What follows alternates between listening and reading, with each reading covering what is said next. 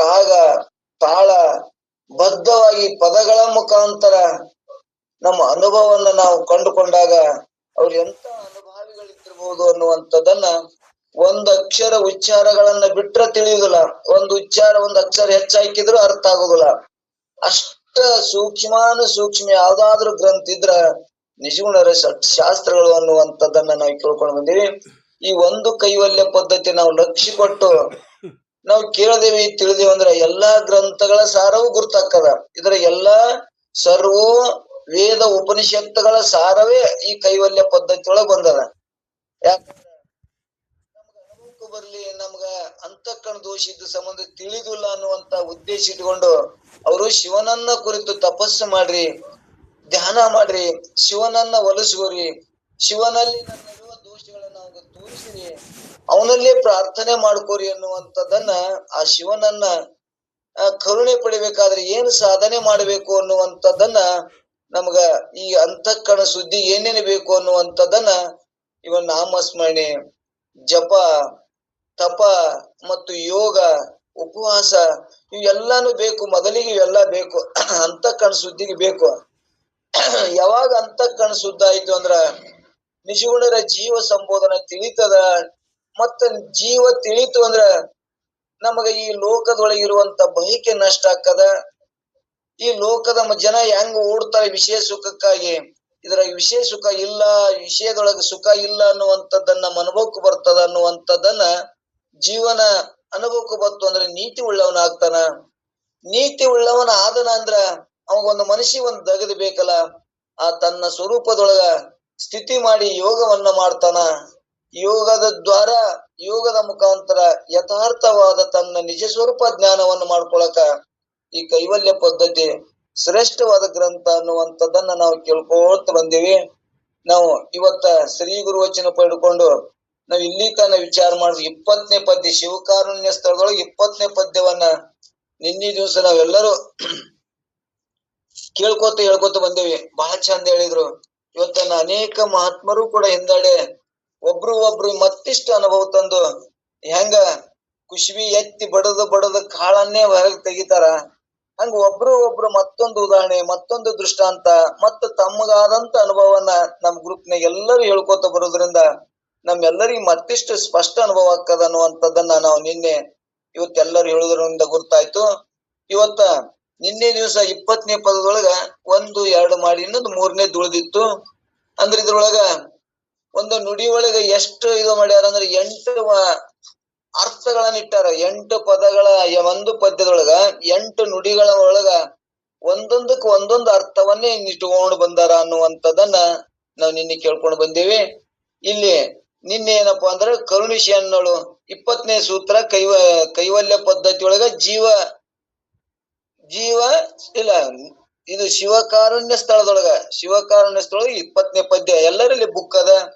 ಸ್ವಲ್ಪ ನೋಡಿದ್ರಪ್ಪ ಅಂದ್ರೆ ಮತ್ತೊಂದಿಷ್ಟು ನಮ್ಮೆಲ್ಲರಿಗೆ ಅನುಭವಕ್ಕೆ ಬರ್ತದ, ಮತ್ತಿಷ್ಟು ಗಟ್ಟಿ ಆಗ್ತದ ಅನ್ನುವಂಥದ್ದನ್ನ ತಿಳ್ಕೊಂಡು ತಾವು ಗ್ರಂಥದೊಳಗ ನೋಡ್ರಿ ಅನ್ನುವಂಥದ್ದು ಕೇಳ್ಕೊತ ಇಲ್ಲಿ 20ನೇ ಪದ್ಯ ಕರುಣಿಸಿ ಅನ್ನೋಳು ಸಗುಣವಿನಿತಿಲ್ಲವೆನಿಸಿ ಒಡೆ ನಿರವಧಿಗಳೆನಿಸಂತಡೆಲೇವ ದೋಷ ನೆರೆದಿ ಅವಕ್ಕೆ ಪರಿಹಾರವಿದ ನೋಡಲಿಹುದೆನಿಸದಿರು ತಿಪ್ಪನಾಗಿ ಇವನಿ ನಿಮಿತ್ತ ಅಭವ ಅನ್ನುವಂಥದ್ದನ್ನು ಒಂದು ಪಲ್ಲವಿ ಆಧಾರವಾಗಿ ಇಟ್ಟುಕೊಂಡು ಕರುಣಿಸು, ನನ್ನಲ್ಲಿ ಯಾವ ಪುಣ್ಯ ಕಾರ್ಯಗಳೇ ನನ್ನಲ್ಲಿ ಇಲ್ಲ, ಅವು ಏನು ನನ್ನನ್ನು ನೋಡದೆ ಮಾಪು ಮಾಡಿ ನನಗ ಏನಂದ್ರೆ ಕರುಣಿಸು, ನಿನ್ನ ಕರುಣೆ ನನಗ ಆಲಿ ಅನ್ನುವಂಥದ್ದನ್ನ, ನನ್ನ ದೋಷಗಳನ್ನ ನೋಡ್ಬೇಡ, ನಾ ಅನೇಕ ಜನ್ಮದೊಳಗ ಅನೇಕ ಮಾಡಬಾರದ ಪಾಪಗಳನ್ನು ಮಾಡೀನಿ, ಕೇಳಲಾರ್ದನ್ನ ಕೇಳಿನಿ, ನೋಡಲಾರ್ದನ್ನ ನೋಡಿನಿ, ಮುಟ್ಟಲಾರ್ದನ್ನ ಮುಟ್ಟಿನಿ, ಮತ್ತು ನಾನು ಬರಲಾರದಂತ ಯೋನಿ ಒಳಗನು ಬಂದೀನಿ. ಎಲ್ಲವನ್ನು ನನಗೇನದ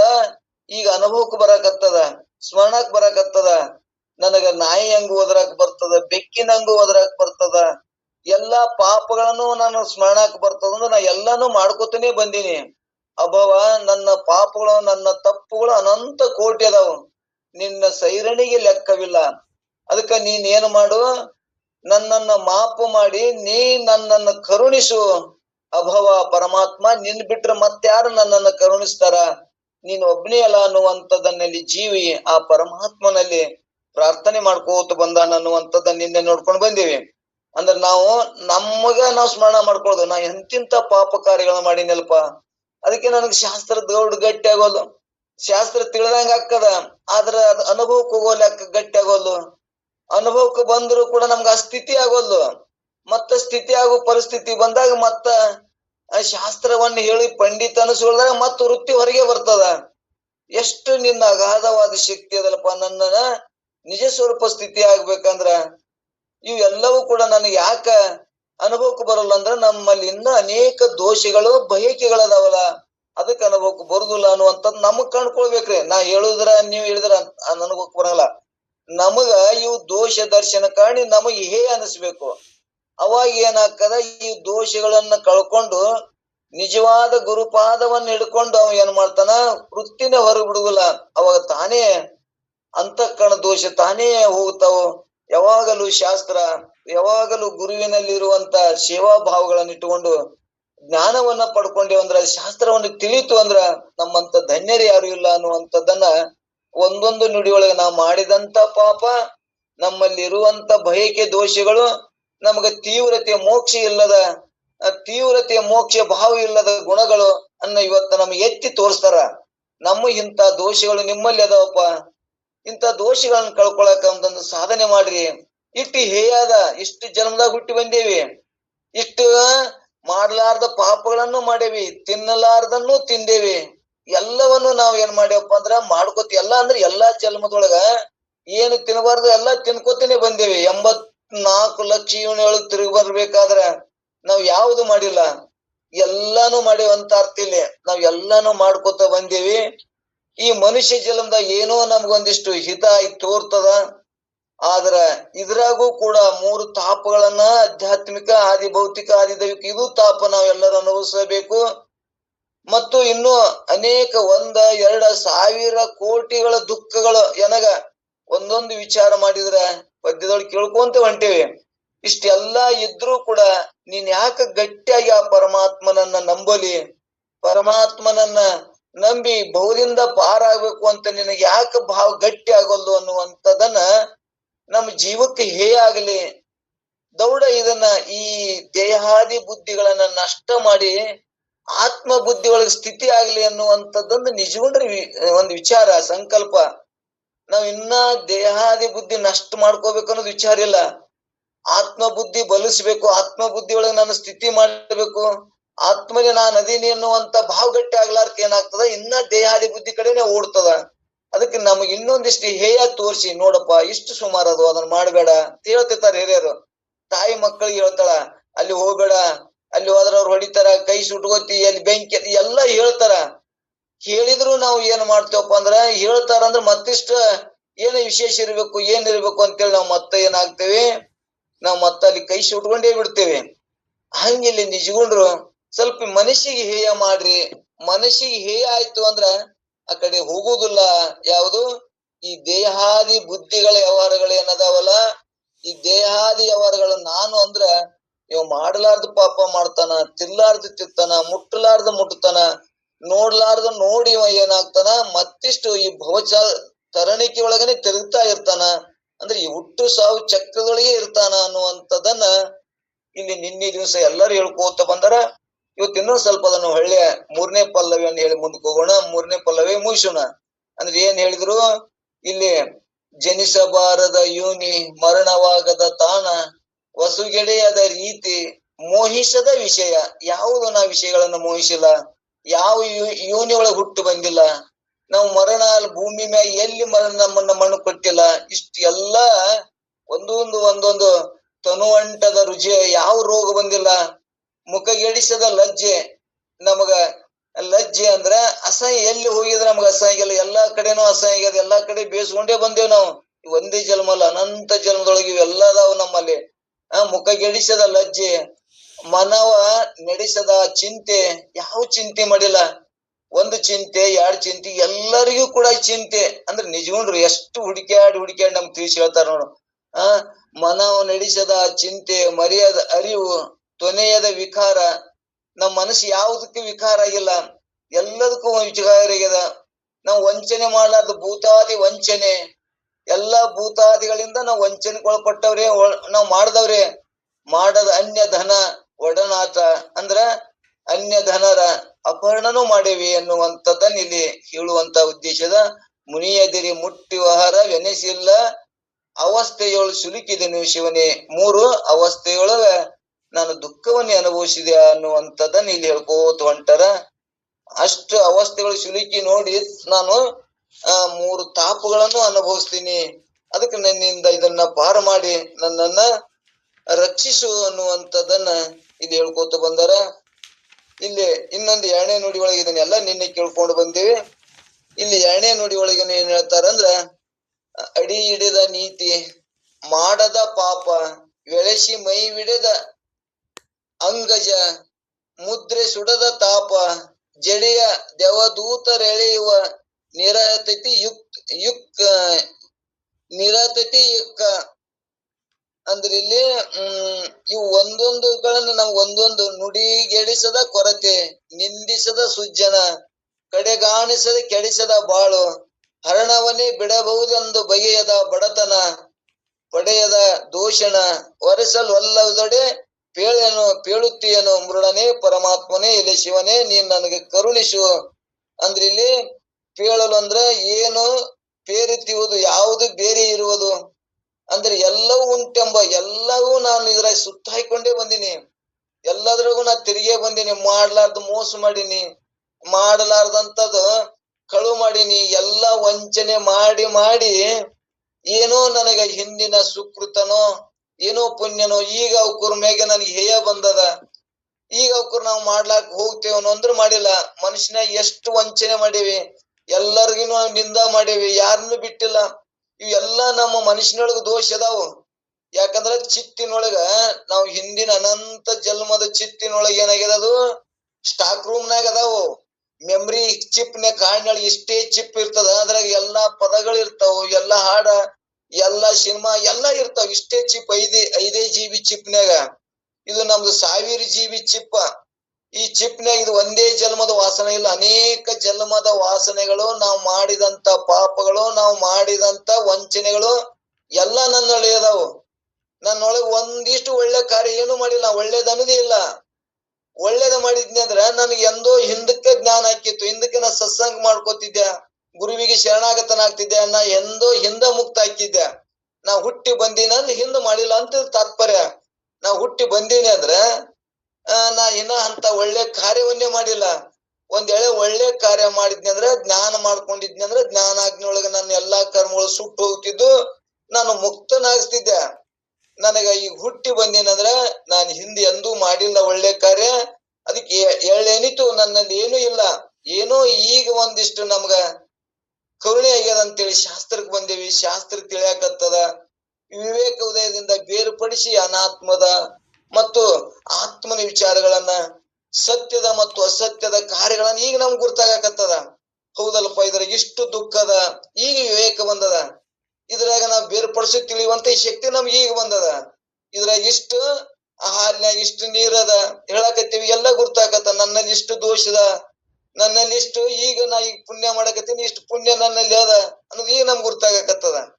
ಈ ವಿವೇಕ ಉದಯ ಅದಲ್ಲ, ಅದಕ್ಕೆ ಈ ವಿವೇಕ ಉದಯದೊಳಗ ಇವೆಲ್ಲಾ ದೋಷಗಳನ್ನ ಕಂಡು ಹೇಯ ಮಾಡಿ ಇನ್ನಿಷ್ಟು ಪುಣ್ಯ ಕಾರ್ಯಗಳನ್ನ ಮಾಡಿ ಭಗವಂತ ಮೆಚ್ಚುವಂತ ಕಾರ್ಯಗಳನ್ನ ಮಾಡಿ ಆ ಪರಮಾತ್ಮ ಅಭಯ ಪರಮಾತ್ಮ ನನ್ನನ್ನ ಹಿಂದೆ ಏನೇನೋ ಆಗಿ ಹೋಯ್ತು, ನನ್ನಲ್ಲಿ ಏನು ಪುಣ್ಯನೇ ಇಲ್ಲ, ನಾವ್ ಯಾವ ಒಳ್ಳೆ ಕಾರ್ಯಗಳು ನನ್ನಲ್ಲಿ ಇಲ್ಲ, ಇನ್ ಮ್ಯಾಗ ನನಗೆ ನೀನು ಅವ್ ಏನು ವಿಚಾರ ಮಾಡ್ಬೇಡ, ಅವನ್ನೆಲ್ಲಕ್ಕೂ ಮಾಪ ಮಾಡಿ ನನಗ ಮೋಕ್ಷವನ್ನೇ ಕೊಡು ಅನ್ನುವಂಥದ್ದನ್ನ ಇಲ್ಲಿ ಈಗ ಜೀವ ಪ್ರಾರ್ಥನೆ ಮಾಡಕತ್ತಾನ. ಇದನ್ನ ನಾವು ಭಗವದ್ಗೀತೆದಾಗ ಎಲ್ಲರೂ ಕೇಳ್ಕೊಂಡು ಬಂದೇವೆ. ಏನಂದ್ರ ಮನ್ಮನಾನ್ ಭವನ್ ಭಕ್ತೋ ಮಾದಾಂಜಿ ಮಾಂ ನಮಸ್ಕರು ಮಾಮೇವ ಸತ್ಯಂತಿ ಪ್ರತಿ ಜಾನಿ ಪ್ರಿಯುಸಮೆ. ಅಂದ್ರ ಮನ್ಮನ ಅಂದ್ರೆ ಇಲ್ಲಿ ಆ ಮನಸ್ಸಿನೊಳಗಿರುವಂತ ಪರಮಾತ್ಮನನ್ನ ಭಜಿಸು.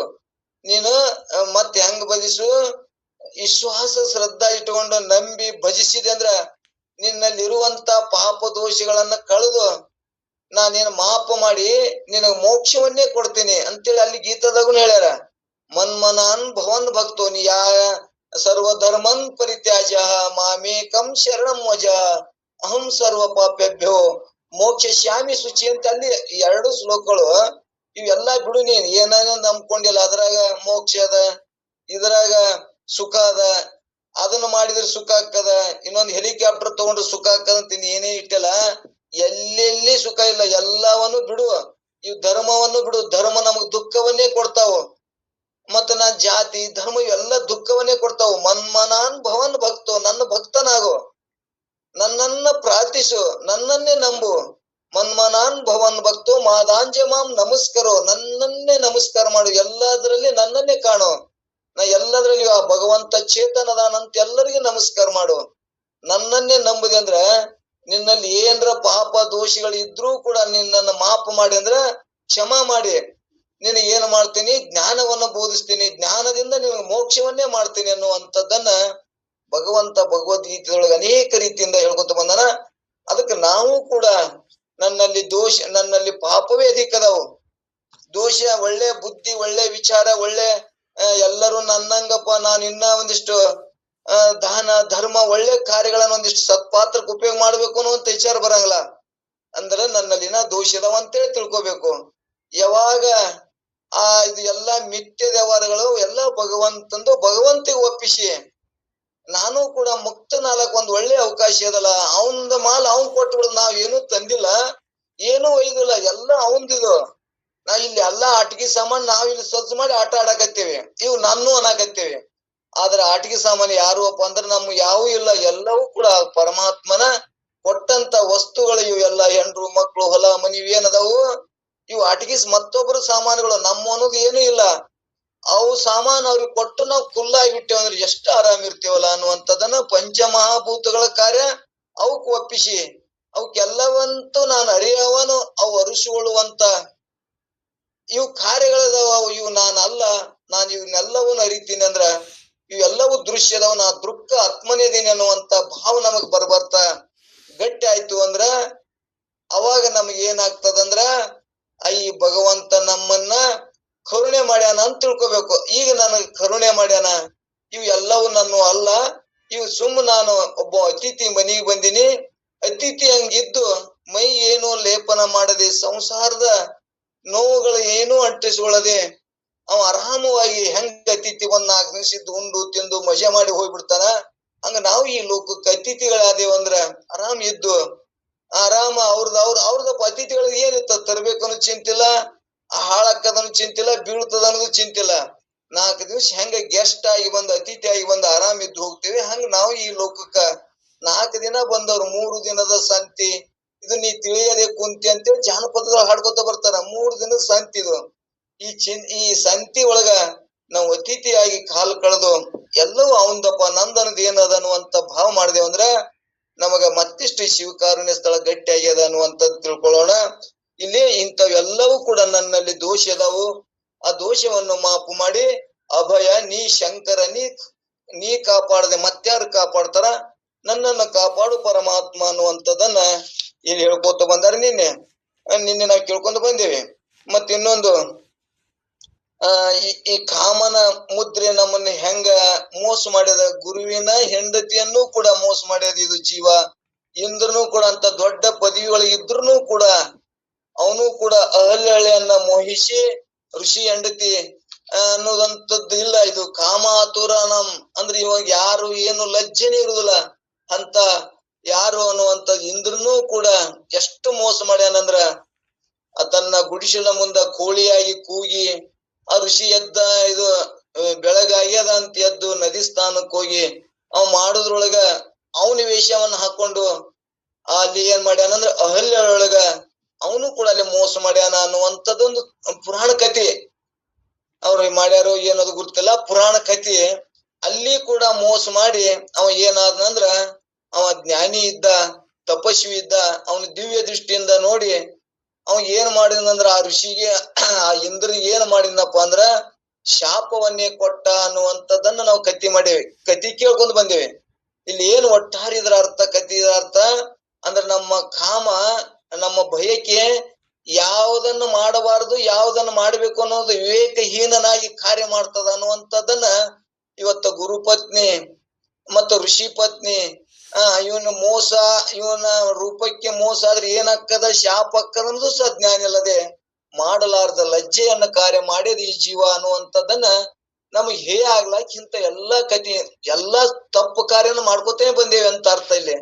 ಅಂತ ಮಾಡಿದಂತವ ಕೂಡ ಶಾಪ ಆಗಿ ಮುಂದವ ಏನಾದ ಮೈ ತುಂಬಾ ಯೂನಿ ಅದು ಅನ್ನುವಂಥದ್ದನ್ನ ಕತಿ ಕೇಳ್ಕೊತ ಬಂದೇವೆ.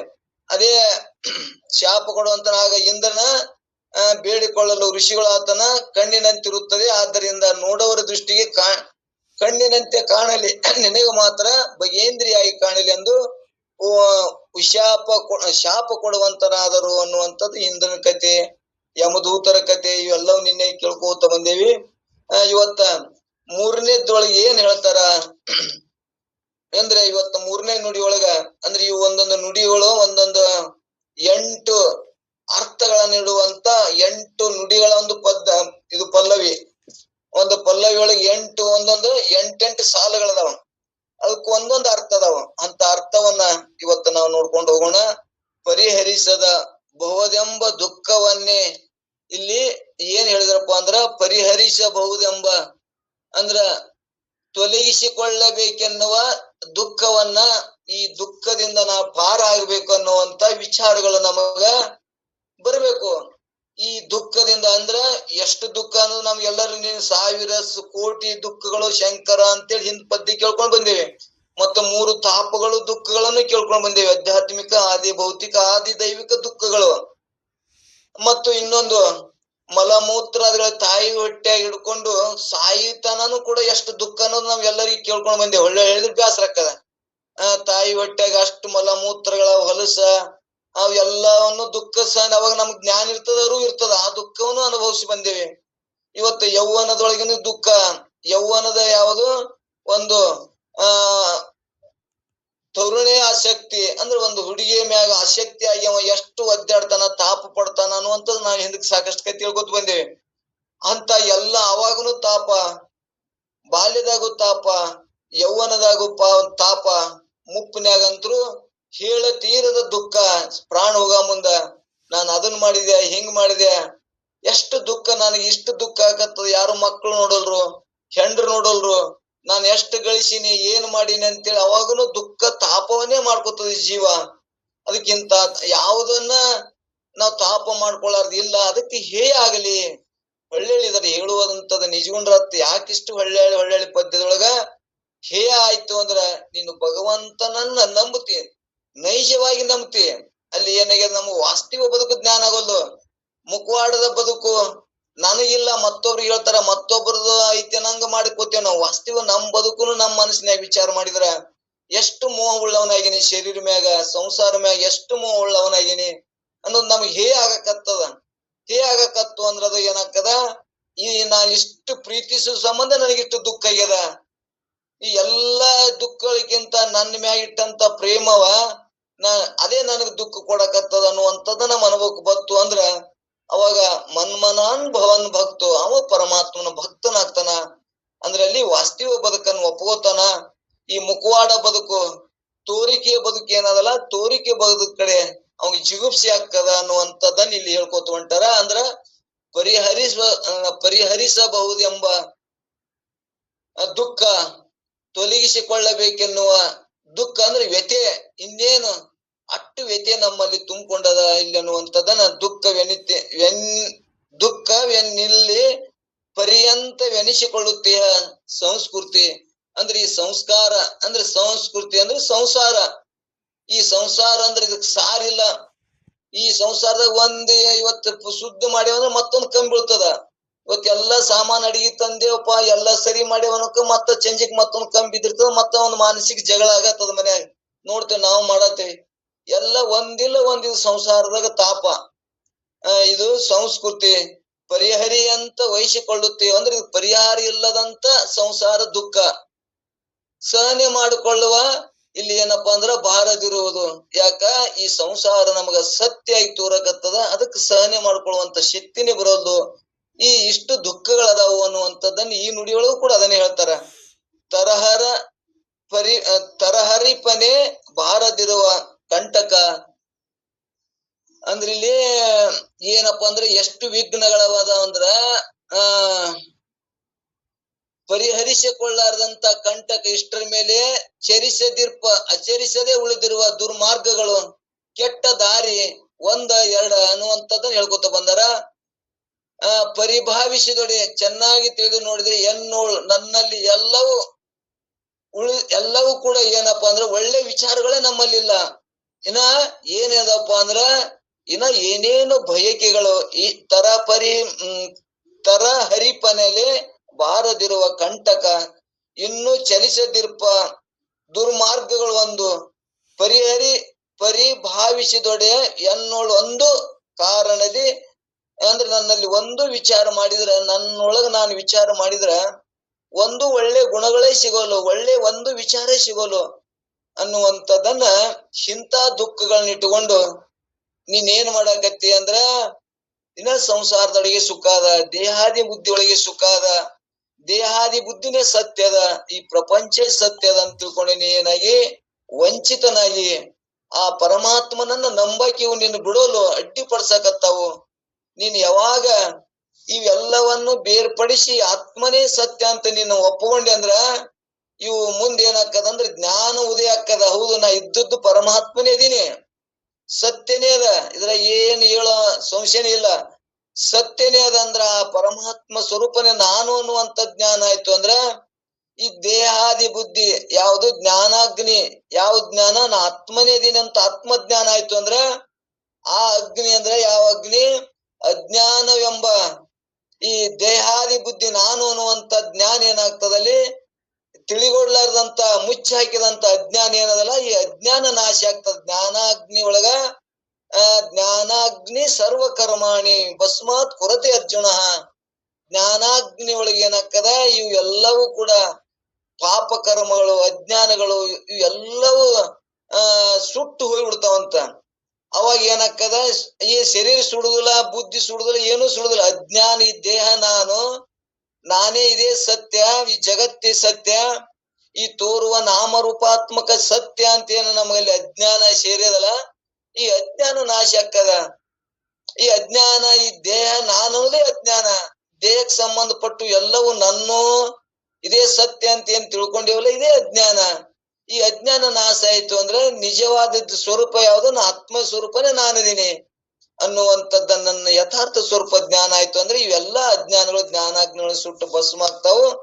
ಅವಾಗ ಪರಮಾತ್ಮ ನೈಜವಾದ ಜ್ಞಾನ ಅಂದ್ರೆ ಆ ಪರಮಾತ್ಮನ ಜ್ಞಾನ ನನ್ನ ಉದಯ ಆಗ್ತದ.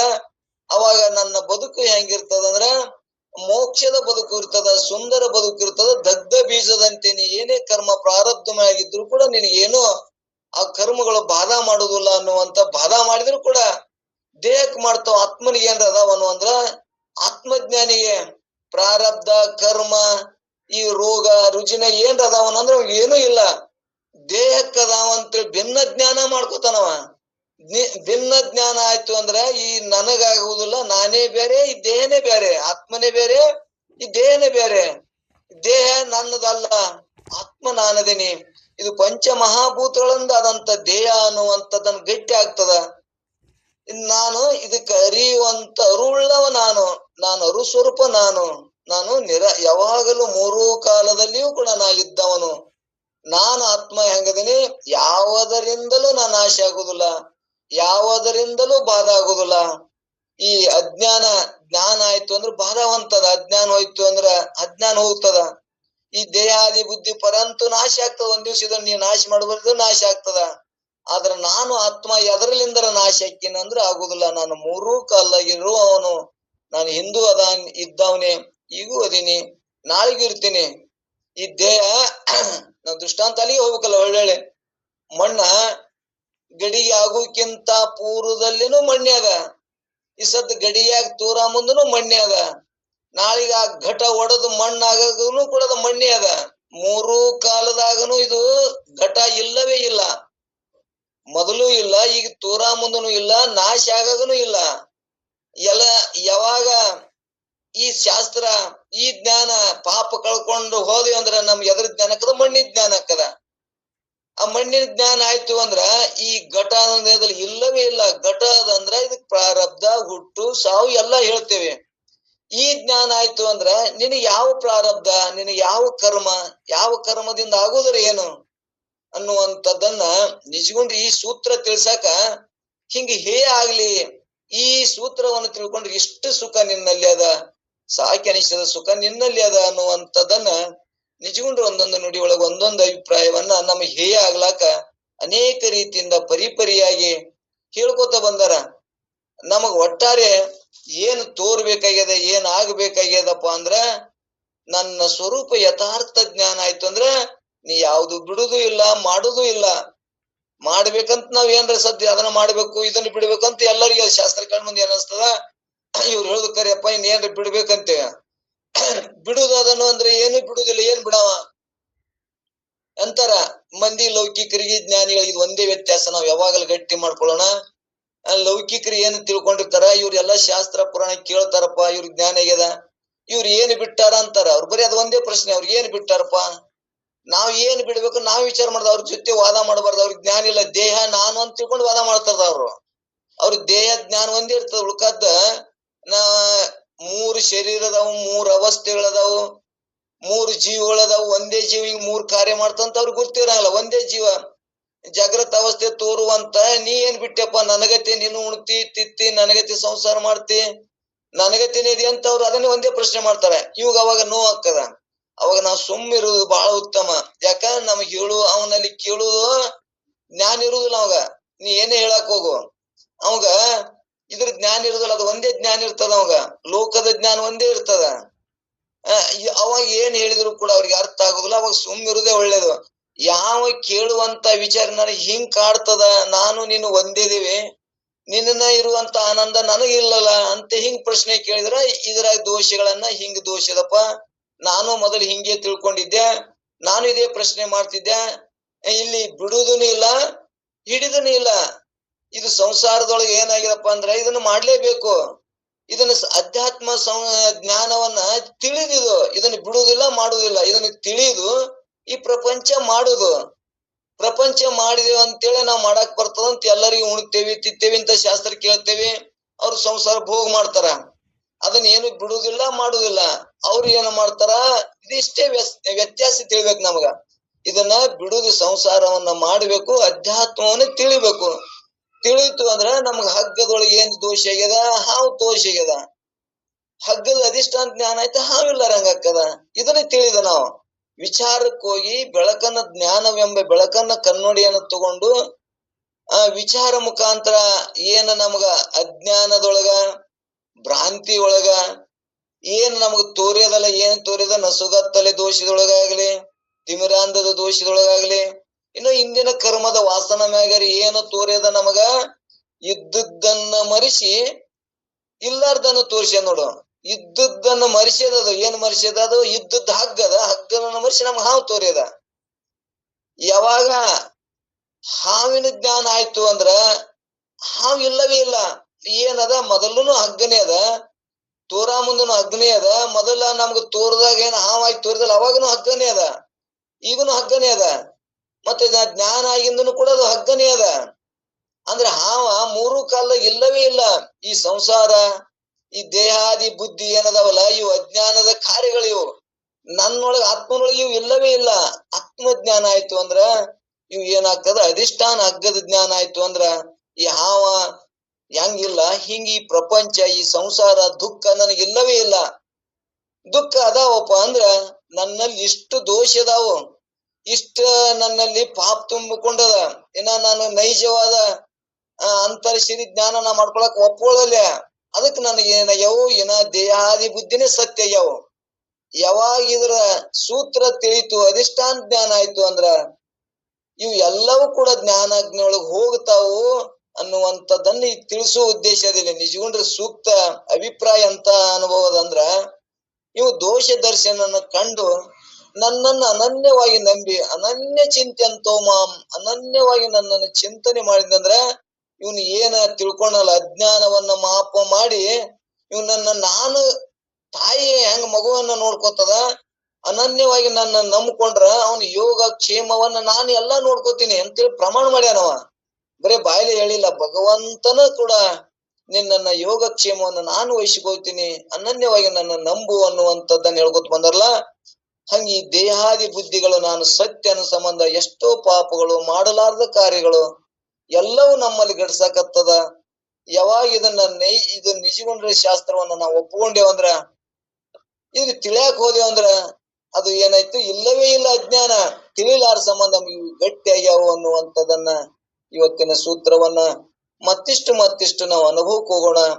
ಆ ಅನುಭವಕ್ಕೆ ಹೋದೇವಪ್ಪ ಅಂದ್ರ ಮೂರೂ ಕಾಲದಾಗ ಇಲ್ಲದಂತ ಈ ಘಟ, ಈ ಮಣ್ಣ, ಈ ಸಂಸಾರ ಇಲ್ಲವೇ ಇಲ್ಲ. ಇದು ಎಲ್ಲವೂ ಕೂಡ ಬ್ರಹ್ಮಮಯವಾದ ಜಗತ್ತು, ಬ್ರಹ್ಮನೇ ಪರಿಪೂರ್ಣ ವಸ್ತು, ಒಬ್ಬನೇ ತುಂಬಿಕೊಂಡಾನ. ಇದು ಏನೈತಲ್ಲ ಅವನು ಬಿಟ್ಟು ಎಲ್ಲಾ ತೋರು ಎಲ್ಲ ಅನ್ಯ ಪದಾರ್ಥಗಳು ಮಿಥ್ಯ ಅದಾವು, ಸುಳ್ಳದಾವು ಅನ್ನುವಂಥದ್ದನ್ನ ನಮ್ಮ ಅನುಭವಕ್ಕೆ ಬರ್ಲಿ ಅನ್ನುವಂಥದ್ದನ್ನ ಘಟವೇ ಪುಷಿ ಘಟವೇ ದಿಟದಂತೆ ತೋರಿ ಮುಹಿಪುದನ್ ಏನೆಂಬೆ ಅನ್ನುವಂತ ನಿಜಗುಂಡ ಒಂದ್ ಕಡೆ ಹೇಳ್ಕೊಂಡ್ ಬಂದಾರ. ಇದು ಘಟವೇ ಪುಷಿ ಘಟವೇ, ಸುಳ್ಳ ಶರೀರವೇ ಸುಳ್ಳೇದಿ ಪ್ರಪಂಚ. ಶರೀರನೇ ಸುಳ್ಳು ಅಂದ್ರೆ ಪ್ರಪಂಚನೂ ಸುಳ್ಳೇ ಅದ, ಜಗತ್ತೇನು ಸುಳ್ಳೇ ಅದ. ನಮ್ ಶರೀರ ಸತ್ಯ ಸಂಬಂಧ ಅದು ಸತ್ಯ ಆಗಿ ತೋರಕತ್ತದ. ಎಲ್ಲವೂ ಕೂಡ ಬ್ರಹ್ಮಮಯವಾದ ಜಗತ್ತು, ಬ್ರಹ್ಮ ನಾನೆದೀನಿ ಎನ್ನುವಂಥದ್ದನ್ನ ನಮ್ಗೆಲ್ಲರಿಗೂ ಅನುಭವಕ್ಕೆ ಬರ್ಲಿ. ಈ ದೋಷಗಳು ನಮ್ಮಿಂದ ಹೋಗ್ಲಿ. ಪರಮಾತ್ಮ ನನ್ನಲ್ಲಿ ಇಷ್ಟು ದಿನ ಏನೋ ನಾವು ಒಳ್ಳೆ ಒಂದು ಕಾರ್ಯ ಮಾಡಿಲ್ಲ, ಅದಕ್ಕೆ ನನಗೆ ಜ್ಞಾನ ಆಗಿಲ್ಲ. ಈಗ ನಿನ್ನ ಕರುಣೆಯಿಂದ ಈಗ ನನಗೇನಾಗ್ಯದ, ಈಗ ವಿವೇಕ ಉದಯ ಆಗ್ಯದ. ವಿವೇಕದಿಂದ ಬೇರ್ಪಡಿಸಿ ತಿಳಿಯುವಂತ ನಾನು ಏನೋ ಅನಂತ ಶಕ್ತಿ ಬಂದದ. ನಾನು ಎಷ್ಟು ಯುಗಗಟ್ಲೆ ಹುಟ್ಟುಗೋತ ಸಾಯ್ಕೋತಾನೆ ಬಂದೀನಿ, ನನಗೆಂದೂ ಅರಿವಿನೇ ಆಗಿಲ್ಲ. ಇನ್ನ ನೀನು ನನಗೇನ್ ಮಾಡು, ಅಭಯವನ್ನಿಟ್ಟು ರಕ್ಷಿಸು ಪರಮಾತ್ಮ ಅನ್ನುವಂಥದ್ದನ್ನ ಇಲ್ಲಿ ಪ್ರಾರ್ಥನೆ ಮಾಡ್ಕೋತ ಬಂದಾರ. ಇನ್ನ ಮುಂದೆ ನಾಳಿಗೂ ಕೂಡ ಇದನ್ನೇ ಹೇಳ್ತಾರ ಅವ್ರು. ಮತ್ತೆ ಇಲ್ಲಿ ಏನು ಬಂದದ ಅದನ್ನೇ ಹೇಳ್ಕೊತ ಹೋಗ್ಬೇಕಲ್ಲ. ನಾಳಿಗೂ ಕೂಡ ಇದನ್ನೇ ಕರುಣಿಶ ಕಾಡಿದ ಅಭವ ಬಂದು ಶರಣು ಹೊಕ್ಕೆನು ಶಂಕರ ನನಗ ಅಭಯ ಪರಮಾತ್ಮ ನಿನಗ ನಾನು ಶರಣ ಹೊಕ್ಕಿನಿ, ನನ್ನನ್ನೇನ್ ಮಾಡು ಕರುಣಿಸು. ನಿನ್ನ ಕರುಣೆ ಆಯ್ತು ಅಂದ್ರ ನನ್ನದ್ ಏನಾಗ್ತದ, ಪಾಪ ಹೋಗ್ತದ. ನೀನ್ ಎಲ್ತ ನನ್ನ ಕರುಣೆ ಮಾಡಂಗಿಲ್ಲ, ಎಲ್ತನ ನಾನು ನನ್ನಲ್ಲಿ ಒಳ್ಳೆ ಗುಣಗಳು ಸದ್ಗುಣಗಳನ್ನ ಬೆಳೆಸಂಗಿಲ್ಲ, ಅಲ್ತಕ ನಿನ್ನ ಕರುಣೆ ಆಗುದಿಲ್ಲ. ಈಗ ನನ್ಗೆ ಸದ್ಗುಣಗಳು ಆಗಾಕತ್ತಾವು, ಸತ್ಸಂಗ ಮಾಡಕತ್ತೀನಿ, ದಾನ ಧರ್ಮ ಮಾಡಕತ್ತೀನಿ, ಪರರನ್ನ ಪ್ರೀತಿಸಕತ್ತೀನಿ, ಎಲ್ಲದರಲ್ಲಿಯೂ ಕೂಡ ನಾನು ಏನ್ ಮಾಡಕತ್ತೀನಿ, ಭಗವಂತದನ ಅಂತೇಳಿ ಮನಸ್ಸು ಮರಗಾಕತ್ತದ. ಈಗ ಏನಾಗ್ಯದ, ನಿನ್ನ ಅಭಯ ನಿನ್ನ ಕರುಣೆ ನಮಗ ಆಗಾಕತ್ತದ. ಈಗ ಇನ್ನಿಟ್ಟು ಗಟ್ಟಿ ಮಾಡಿ ನನ್ನನ್ನ ಈ ಹುಟ್ಟು ಸಾವುದಿಂದ ಪಾರು ಮಾಡು ಪರಮಾತ್ಮ ಅನ್ನುವಂಥದನ್ನ ನಾಳಿಗೂ ಕೂಡ ಪರಮಾತ್ಮನಲ್ಲಿ ಬೇಡ್ಕೊಳ್ಳೋದನ. ಅಂದ್ರ ಶಂಕರ ನನ್ನನ್ನ ಕರುಣಿಸು ಅಂದ್ರೆ ಸುಖವನ್ನು ಉಂಟು ಮಾಡತಕ್ಕ ಇಲ್ಲೋ ಪರಮಾತ್ಮನೇ, ನಿನಗ ನಾನು ಶರಣ ಹೊಕ್ಕಿನಿ, ನಿನ್ನ ಸನ್ನಿಧಿಗೆ ಬಂದಿನಿ, ನಿನಗ ನಾ ಮೊರೆ ಹೊಕ್ಕಿನಿ, ಎಲ್ಲವನ್ನೂ ನನ್ನನ್ನ ರಕ್ಷಣೆ ಮಾಡಿ, ನನ್ನನ್ನು ಎಲ್ಲವನ್ನೂ ಪಾಪಗಳನ್ನ ಮಾಪು ಮಾಡಿ ನನಗ ನಿನ್ನ ಕರುಣೆಯನ್ನ ನನಗ ಕರುಣಿಸು ಅನ್ನುವಂಥದ್ದನ್ನು ನಾಳೆಗೂ ಕೂಡ 21 ಇನ್ನು 8 ಪದ್ಯ ಅದಾವು. ಇನ್ನು 8 ಪದ್ಯ ಇವನ್ನೇ ಹೇಳ್ಕೊತ ಬರ್ತಾವ. ಪರಮಾತ್ಮನನ್ನ ನಮ್ಮ ದೋಷಗಳನ್ನ ತೋರಿಸುದು, ನನ್ನ ಇಷ್ಟದವನ್ನು ಕಳ್ಕೊಳ್ಳುದು, ಪರಮಾತ್ಮ ನನ್ನ ಹೃದಯದಾಗ ಅದಾನ, ಅವನನ್ನ ಭಜಿಸುದು, ಅವನನ್ನೇ ಸ್ಮರಣ ಮಾಡುದು, ಊಟ ಮಾಡೋ ಮುಂದೆ ಅವನ ಸ್ಮರಣ ಮಾಡಿ ಊಟ ಮಾಡುದು, ಮಲಗೋ ಮುಂದೆ ಅವನ ಸ್ಮರಣ ಮಾಡಿ ಮಕ್ಕಳುದು, ನಾವ್ ಸಂಸಾರ ಕಾಯಕ ಮಾಡೋ ಮುಂದೆ ಏನೇ ಮಾಡೋ ಮುಂದೆ ಪರಮಾತ್ಮ ಎಲ್ಲಾ ನಿಂದದಪ್ಪ, ನಾನೊಬ್ಬವ, ನನ್ನ ತಪ್ಪುಗಳಾಗ್ತಾವು, ನನ್ನ ತಪ್ಪನ್ನು ಮನ್ನಿಸು, ತಪ್ಪು ಮಾಡರಂಗ ಬುದ್ಧಿ ನೀ ಕೊಡು ಅನ್ನುವಂಥದ್ದನ್ನ ಪ್ರಾರ್ಥಿಸ್ಕೋತ ನಾವಿದ್ದೇವಂದ್ರ ನಮ್ಮ ವಾಣಿಯಿಂದ ಕಾಯದಿಂದ ಮತ್ತು ಮನಸ್ಸಿನಿಂದ ಪುಣ್ಯ ವೃದ್ಧಿ ಆಗ್ತದ ಅನ್ನುವಂಥದ್ದನ್ನ ನಾವೆಲ್ಲರೂ ಗಟ್ಟಿ ಮಾಡ್ಕೊಂಡು ಆ ಪರಮಾತ್ಮನನ್ನ ನಂಬಿ ನಮ್ಮ ದೋಷಗಳನ್ನು ಕಳ್ಕೊಂಡು ನಾವು ಕೂಡ ಮುಕ್ತನಾಲಕ್ ನಮ್ಗೆ ಅವಕಾಶ ಅದ. ಈ ಶಾಸ್ತ್ರಕ್ಕೆ ಬಂದವ್ರಿಗೆ ಅವಕಾಶ ಅದ. ಆದ್ರೆ ಈ ದೇಹಾದಿ ಬುದ್ಧಿ ಸತ್ಯ ಅಂತ ತಿಳ್ಕೊಂಡು ಅವ್ರು ಎಂದೂ ಬರುದಿಲ್ಲ, ಅವ್ರಿಗೆ ಎಂದೂ ಅವಕಾಶ ಇಲ್ಲ ಅನ್ನುವಂಥದ್ದನ್ನ ನಾವೆಲ್ಲರೂ ಗಟ್ಟಿಗೊಳ್ಳೋಣ. ನಾವೆಲ್ಲರೂ ಪುಣ್ಯವಂತರು, ಭಾಗ್ಯವಂತರು. ಯಾಕಂದ್ರೆ ಪರಮಾತ್ಮನ ಚಿಂತನೆ, ಪರಮಾತ್ಮ ವಿಚಾರ, ನಾಮಸ್ಮರಣೆಯಲ್ಲಿ 4ಕ್ಕೆ ಬಂದು 5ಕ್ಕೆ ಬಂದು ನಮ್ಮಲ್ಲಿ ನಾಮಸ್ಮರಣೆ ವಿಚಾರಗಳನ್ನ ನೋಡಿದ್ರ ಒಂದು ಒಳ್ಳೆಯ ಪರ್ವ, ಒಂದು ಒಳ್ಳೆಯ ವಿಚಾರಗಳು ನಮ್ಮೆಲ್ಲರಲ್ಲಿ ಬಂದಾವು ಅನ್ನುವಂಥದ್ದನ್ನ ತಿಳಿಸಿ ಇನ್ನಿಷ್ಟು ಪರಮಾತ್ಮನ ಸಿದ್ಧಾರೂಢನ ಕರುಣೆ ನಮ್ಮೆಲ್ಲರಿಗೆ ಆಗ್ಲಿ ಅನ್ನುವಂಥದ್ದನ್ನ ತಿಳಿಸಿ ಇವತ್ತಿನ ಈ 20ನೇ ಪದ್ಯವನ್ನ ಮುಗಿಸಿ ಮತ್ ನಾಳೆ 21 ಚರ್ಚೆ ಮಾಡೋಣ ಅನ್ನುವಂಥದ್ದನ್ನ ಹೇಳ್ಕೊತ ಒಂದೇನೋ ಇರೋದ್ರಾಗ ಹೆಚ್ಚು ಕಮ್ಮನು ಆಗ್ತಾವ, ದೋಷನೂ ಆಗ್ತಾವ. ತಾವೆಲ್ಲರೂ ನನ್ನನ್ನು ಕ್ಷಮಿಸ್ತೀರಿ ಅಂತ ತಿಳ್ಕೊಂಡು ನಾನು 2 ಮಾತುಗಳನ್ನ ಸಿದ್ಧಾರ್ಥ ಪಾದಕ್ಕೆ ಅರ್ಪಿಸಿ ಮುಕ್ತಾಯ ಮಾಡ್ತಂದು ಈ ಕಾರ್ಯಕ್ರಮ ಭಾಗಿಯಾದಂತ ತಮ್ಮೆಲ್ಲರ ಪಾದಕ್ಕೂ ಕೂಡ ಭಕ್ತಿ ಶರಣ ಶರಣಾರ್ಥಿಗಳು. ಓಂ ನಮಃ ಶಿವಾಯ.